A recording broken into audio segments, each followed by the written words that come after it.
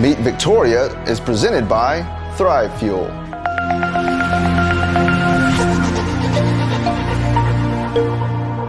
Welcome to Meet Victoria, where we'll get to know the people, businesses, and heroes that make this community special. I'm Caleb Shaw, owner of Shaw Realty and your host. Now let's go meet Victoria.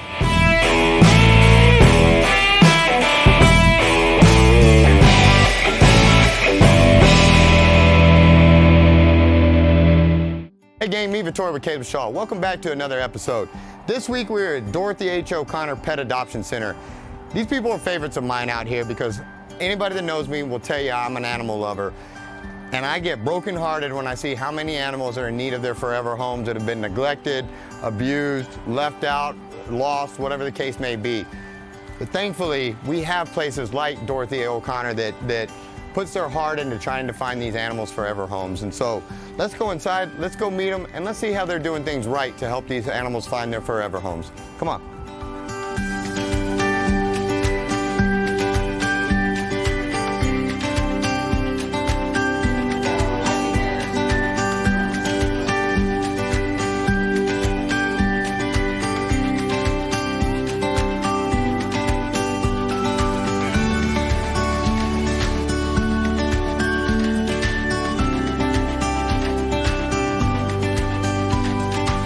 So before we get going, introduce yourself real quick. Tell them what we're about to do real fast. Hi.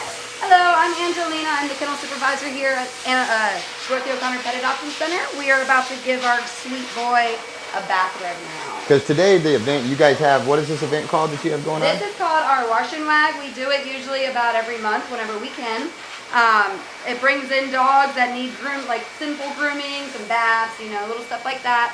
And we've never had this guy before, so this is his first time here. So the parents can pull up, drop the babies off, they make an appointment with you guys, pull up, drop them off, they come in here, they get the deluxe spa treatment here, the baths. Exactly, they get a gentle ear massage, nail clippings, they get blow dried, lathered, all that good stuff. We got another baby getting spoiled and blow dried in the background because we got the washing and the blow drying, all of it going on. Full service over here. So on that note, what's next here? All right, so usually we'll check out their ears.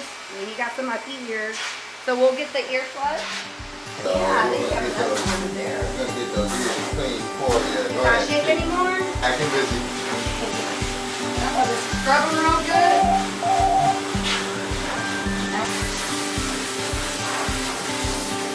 Depending on how dirty the dog is, sometimes we let them soak because sometimes they're like ranch dogs and they need it, but this guy's not too dirty. Start with his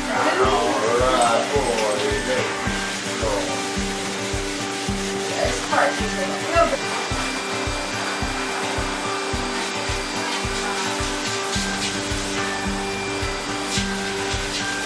Alright, follow me.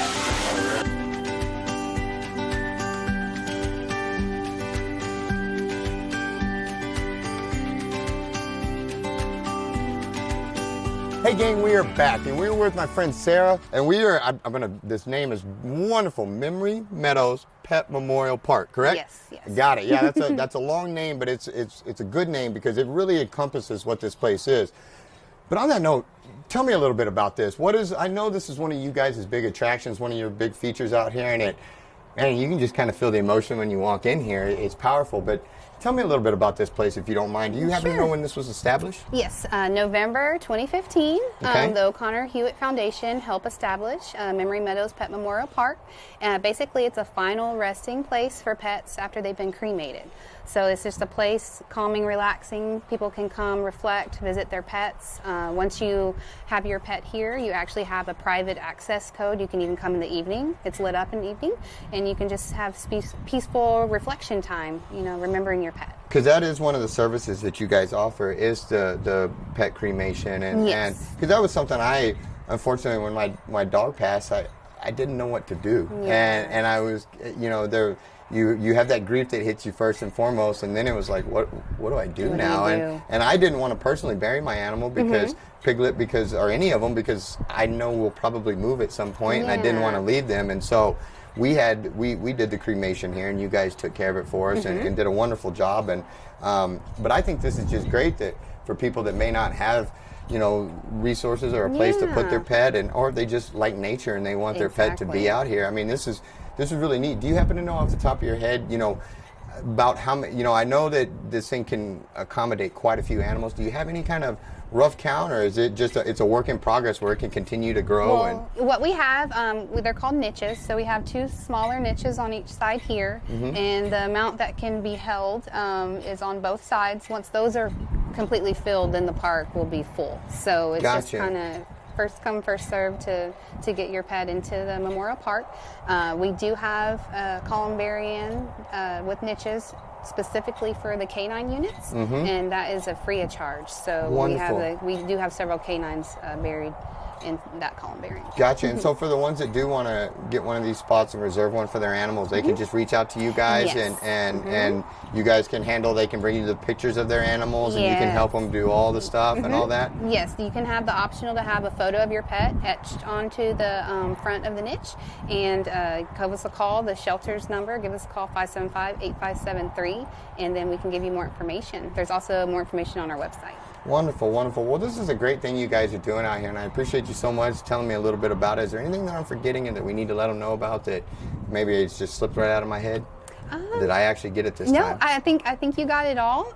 We do, when we have the canines that are placed into the columbarium here, they actually typically have a ceremony, so that's kind of a neat option, and it's a peaceful place that everyone can come out and reflect and, you know, respect the officer that has fallen. Well, I will say, you know, I'm a total dog guy, and you know, anytime you lose a pet, it's very emotional. It's very, you know, it rocks your whole world. But in the same breath, being such a dog guy, I like that you guys honor law enforcement canines too, because I don't know if a lot of people realize, you know, what working dogs do, whether they be military working dogs, tactical canine, or LEO dogs, and or even service dogs and all that, you know, like I said, I am a dog guy, and I think dogs are just incredible animals, but canine, you know, police canines, military canines, you know, a lot of times their very job is to step up and take a bullet for who they're protecting, or to be that first in, that first through the door when it's just too risky for us to go. And so the fact that you guys have a dedicated place to canine,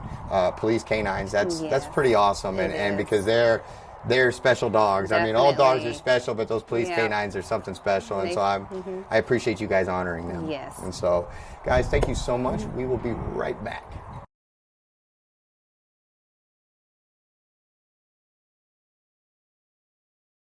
All right, gang, we are back, and we are with Sharon. She is one of the awesome kennel techs up here, and tell me all about this room. I don't even want to ruin it. I don't want to say anything wrong, but this room is just pretty cool to me, and I thought it'd be a great place to interview. So what is this awesome little playroom we're in right here? Tell me all about it. This is their little play area where they can come here and play with their little toys, stretch, run around, and catch some sun. Most of these guys are pretty lazy though.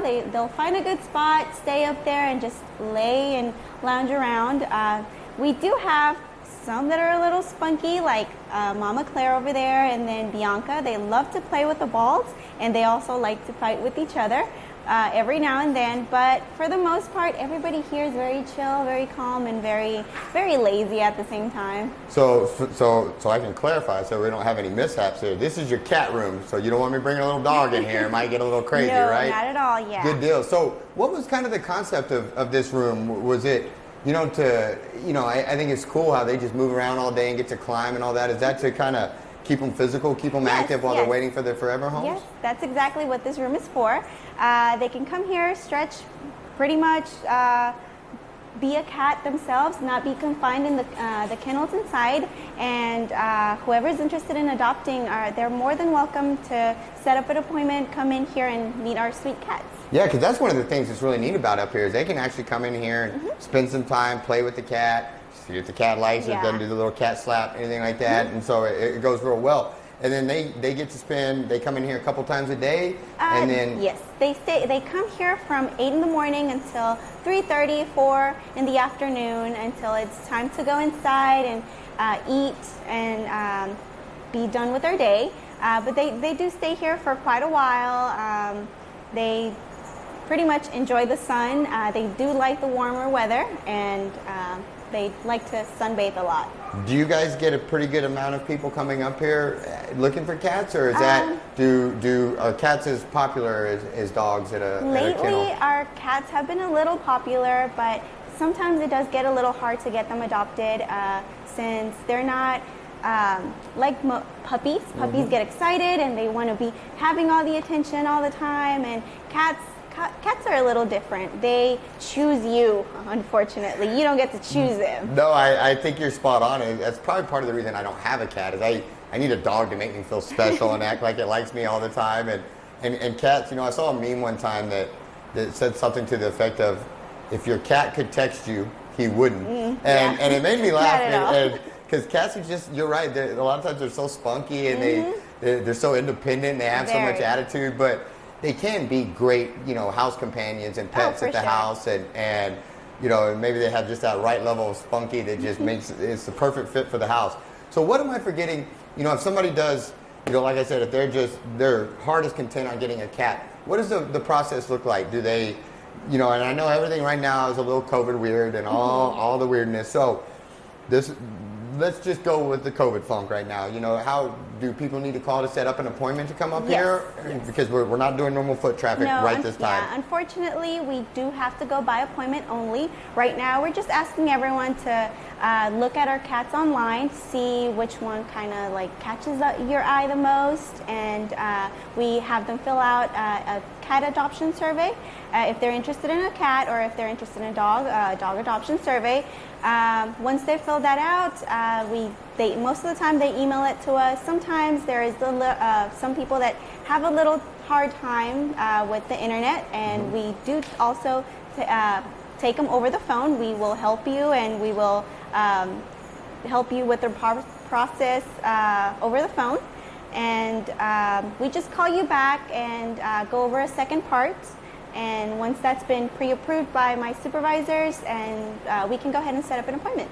Outstanding. Now, has with COVID and all that, I'm sure you guys have had to change your way of operating and doing business and all of that. Has online become a lot more of an important aspect of adoption for you all? And within that, did that make you guys have to change kind of how you did things, or did you always put every animal online and stuff, or you having to adjust to the COVID situation? Actually, it's been very, very easy, very good for us.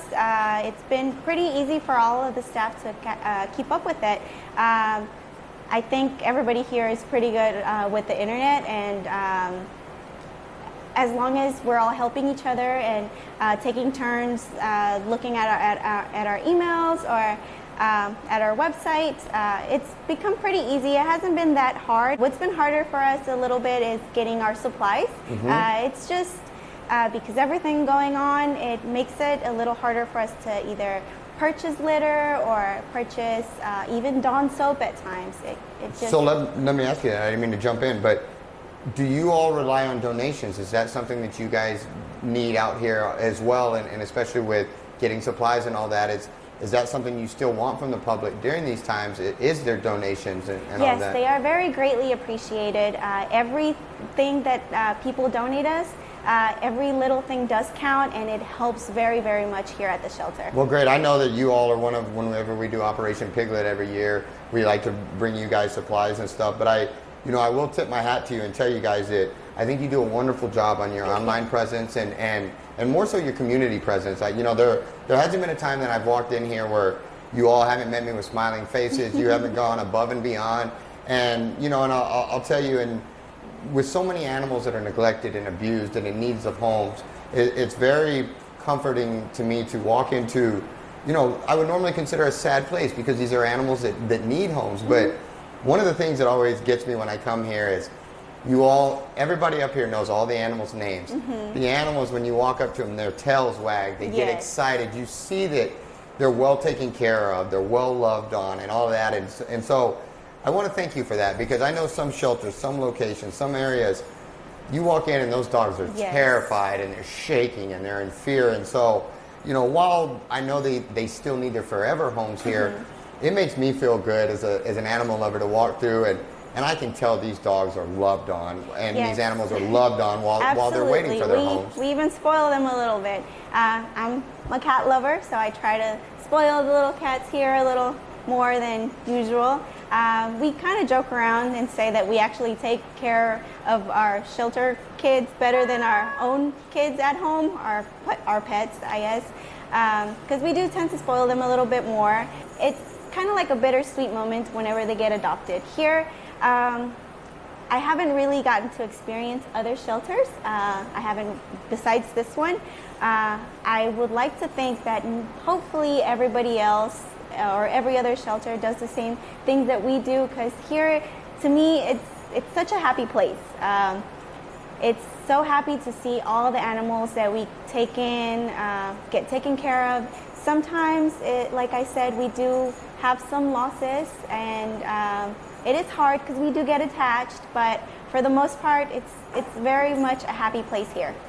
Yeah, and that's good, and because I'm okay with those animals getting some extra loving from you guys because they need it, and again, I have been to their shelters, and so many of them, they try, and they're doing their best, but I can tell you that the feeling of love and warmth that you get in this place, it's not universal, and so that's a testament to the job, the good job that you guys are doing, and so thank you for that. Now, with your blessing, like you said, you're the cat girl, I'm the crazy dog guy, or is it crazy cat girl, super cool dog guy? Which one is that? I mean, interchangeable, maybe, but either way. But on that note, are you down to sneak out with me? Maybe we can throw the ball a little bit with one of the animals and talk about the dog side of things? Of course. Outstanding. Gang, we will be right back.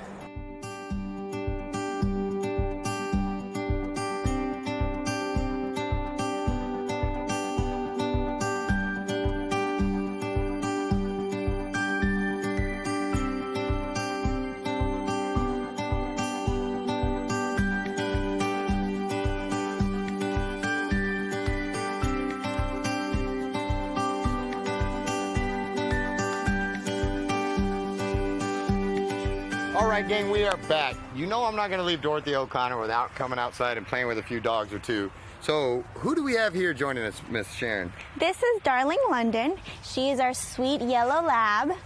She is sweet. She is a mama to 9 lab puppies. Well, 10 lab puppies, if I'm not mistaken. Wow.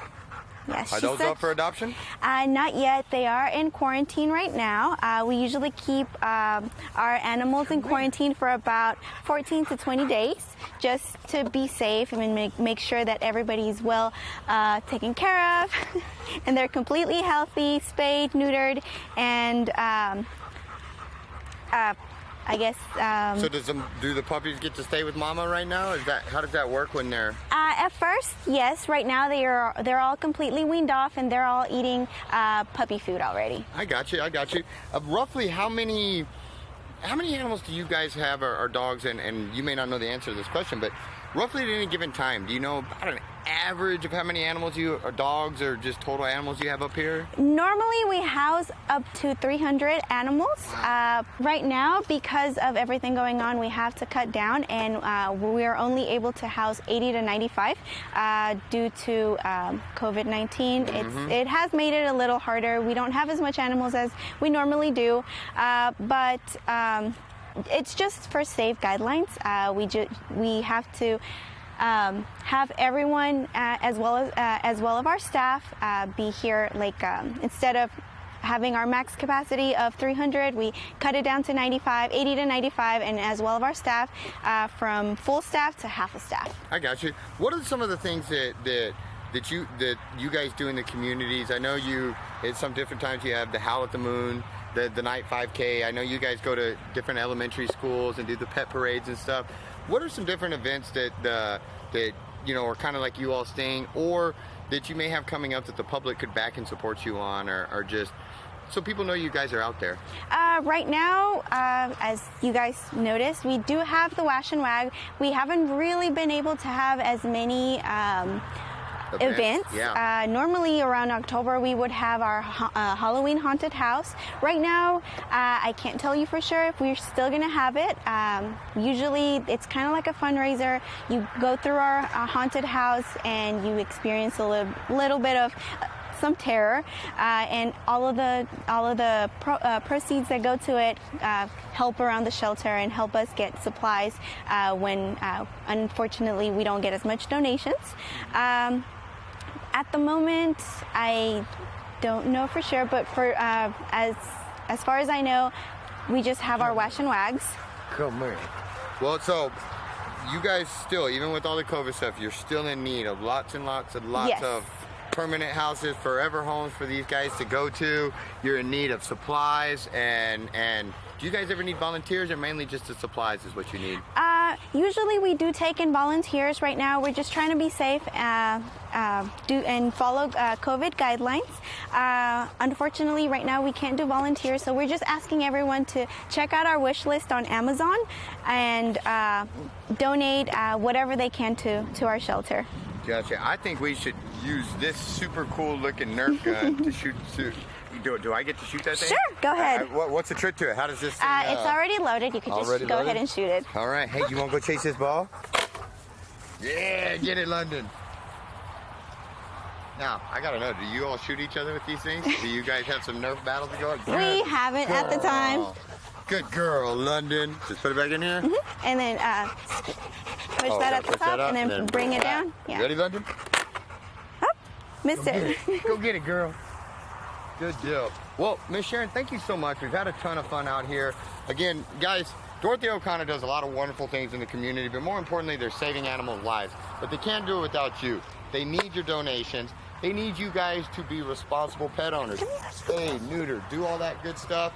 And if you need an animal in your home, come out here and adopt one. These guys are, as you can tell, they're sweet, they're in need of love, and they're ready for forever homes. So thank you for tuning in to another Meet Victoria. Make sure you subscribe, like, do all that fun stuff. See us on YouTube, Instagram, Facebook, all of that. Had a ton of fun. Thank you so much, ma'am. Thank you. Dorothy O'Connor, Pet Adoption Center, and we'll see you on the next episode.